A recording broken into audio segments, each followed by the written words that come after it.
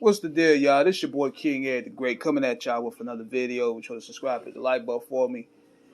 I don't normally chum in too much sports, but I'm gonna get into this right here. I want to talk about Scottie Pippen and why he's lashing out on Michael Jordan, but the root of his anger. Now, for those who don't know, Scottie Pippen for the past year, he's been on sort of a smear campaign against his former teammate Michael Jordan and alleging that Phil Jackson is a racist. Like, he just been on a tear because, he has a book coming out. He wasn't really feeling how he was portrayed in The Last Dance. And lately, he's been going at Jordan on the smear campaign. And he said here, I was nothing more than a prop, his best teammate of all time. He called me. He couldn't have been more condescending if he tried, he fumes. Michael deserved a large portion of the blame for the omissions. He writes, saying the producers of the series, The Last Dance, have granted the player editorial control. He was the leading man and the director. Michael was determined to prove that the current generation of fans that he was larger than life during this day. Is still larger than LeBron James, the player many consider his equal, if not superior. How dare Michael treat us that way after everything we did for him and his precious brand, Pippen writes. Added to make things worse, Michael received $10 million for his role in the doc, while my teammates and I didn't earn a dime. But the player rationalized the characterization of Jordan in the interview. I think he always separated himself a little bit from what I consider traditional team concept in some sense, and I think Last Dance put the icing on the cake. Okay. So, there's a lot of layers to this. Number one, he's still salty that he hasn't been seen as the man of the Chicago Bulls. See, when Jordan went to go play baseball, this was Scottie's chance to be seen as the man. So, for that 93-94 season, they actually did great. He was seen as the man. He stepped up. Had one of the best seasons of his career. But what happened was he got salty because Phil Jackson wanted Kukoc to take the last shot. And Pippen was upset about that because it was like, man, look, I'm the leader of the team. Why you didn't let me take the shot? But at the same time, it shouldn't matter. Y'all won the game. Then, when they got eliminated in the following year, they started struggling. And that's where Jordan came back. And they started improving again. I think that's where he got salty. But if you really look at that documentary, it didn't really portray Scottie in a bad light. We got a good justifiable understanding of why he was upset at the Bulls organization about how he was underpaid. He deserved more, rightfully so. He was a great 1-2 guard for Jordan. Because without Scottie, Jordan wouldn't have got those rings. I mean, that's just what it is. And he's insecure in his own lane because, let me tell you, from what I've seen, Pippen was the punching bag in the 90s.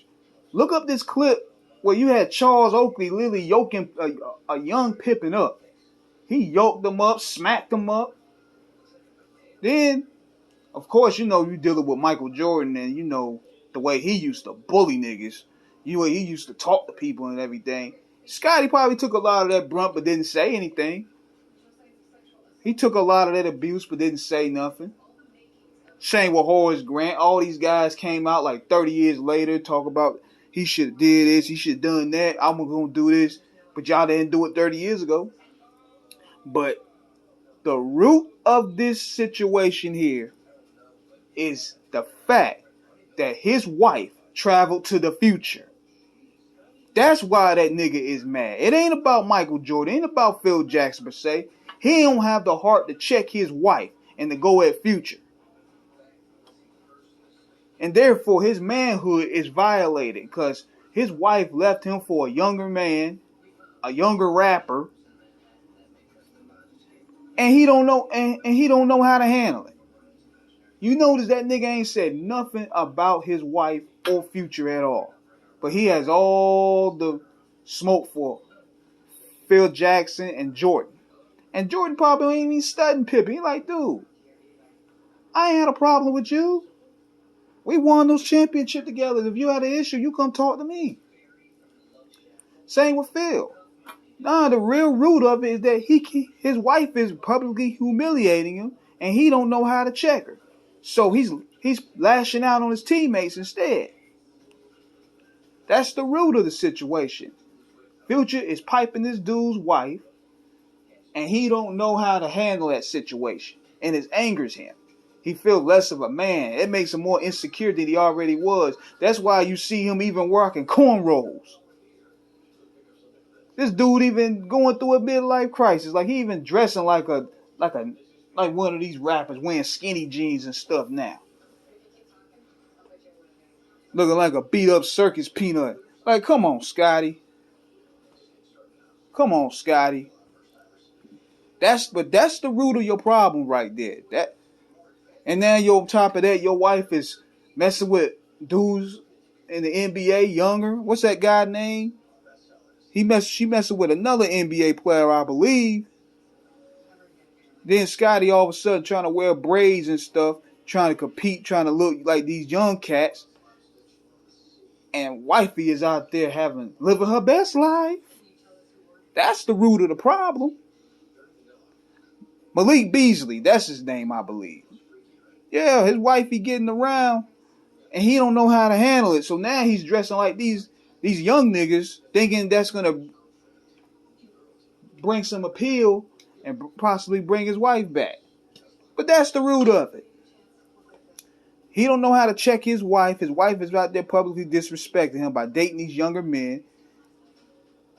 And now he's caught up in the crossroads. So instead of taking his anger out on where it should be, he wants to lash out on Jordan and Phil. That's what it is.